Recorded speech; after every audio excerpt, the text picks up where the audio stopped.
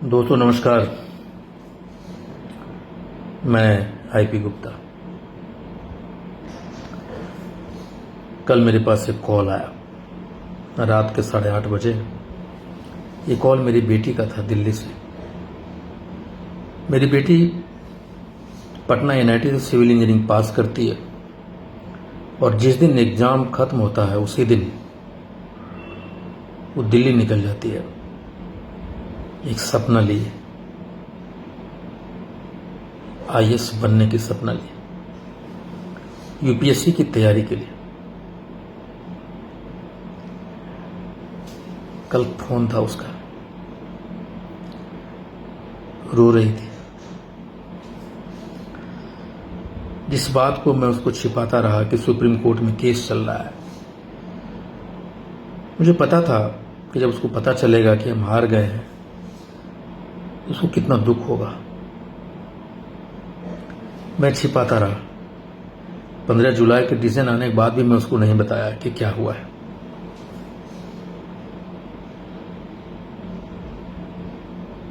जब डिसीजन आया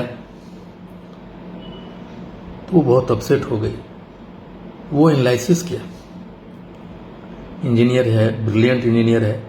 वो टेक्निकल एनालिसिस किया कि हम शेड्यूल कास्ट सर्टिफिकेट के साथ अगले साल हम इसको क्रैक कर लेंगे। ईबीसी का सर्टिफिकेट होगा तो लगता है कि 2 अटेम्प्ट मुझे और लग जाएंगे। जनरल में कितने अटेम्प्ट में पास करूंगी, उसका एक सेल्फ कैपेबिलिटी असेसमेंट था। बोले थी पापा मैं अपनी जिंदगी जीने के लिए आईएएस बनना चाहती थी, देश के लिए कंट्रीब्यूट करना चाहती थी, लेकिन मैं घिस घिस कर आईएएस नहीं बनना चाहती। 3 अटेम्प्ट 4 अटेम्प्ट, मैं 5 साल अपनी जिंदगी का आईएएस बनने के लिए नहीं दे सकती। मुझे जिंदगी जीना है पापा। तो रो रही थी। उसने कहा कि मैं यूपीएससी छोड़ रहा हूं, मैं पढ़ने के लिए ऑस्ट्रेलिया जाऊंगी, एमबीए करूंगी। मैंने कहा बेटा तुम इंजीनियर हो, तुम वापस आ जाओ, मुझे नहीं चाहिए तुम्हारे यूपीएससी का रिजल्ट, मुझे नहीं चाहिए। तुम जो चाहती हो वो करो, तुम दुनिया घूमना चाहती हो, वर्ल्ड टूर पे जाना चाहती हो, जाओ। Your dad is there to support you. उसके आंसू में इतना दर्द था कि मैं रो दिया। जब किसी के सपने टूटते हैं ना तो वो सपना सिर्फ उसका इकलौता नहीं होता, उसके परिवार के सपने होते हैं, उसकी उम्मीदें होती है, उसके बाप के मजदूरी के पसीने होते हैं उस सपने के साथ।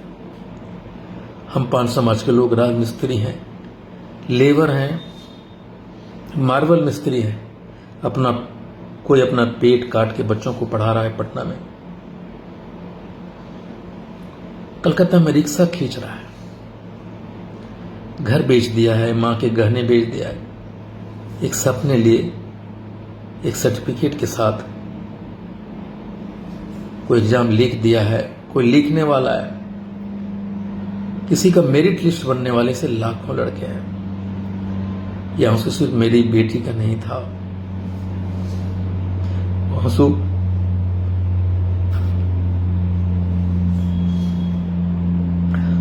उन तमाम बच्चों का था। वो फोन कॉल सिर्फ मेरी बेटी का नहीं था, 5 समाज के उन सारे बच्चों का फोन कॉल था।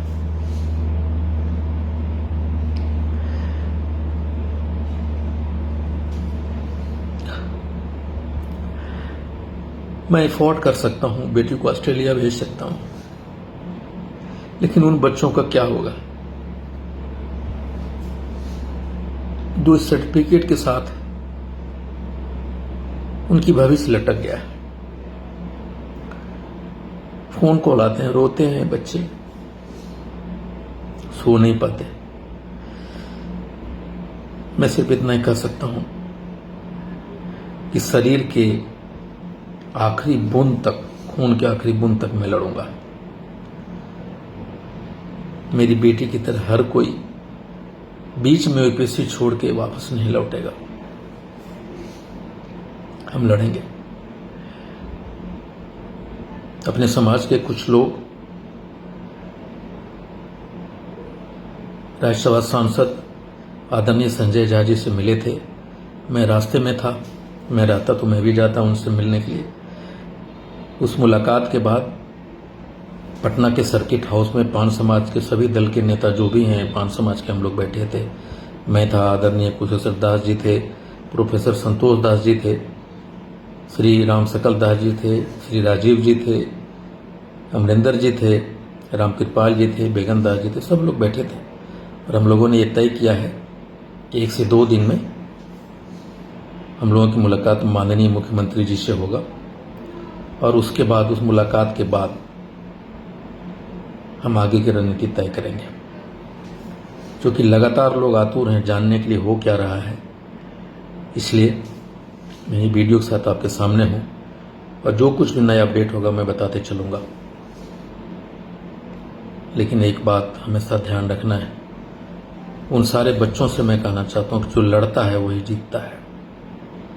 आप हारिए मत, जो बन सकेगा वो करेंगे आपके लिए। Thank you.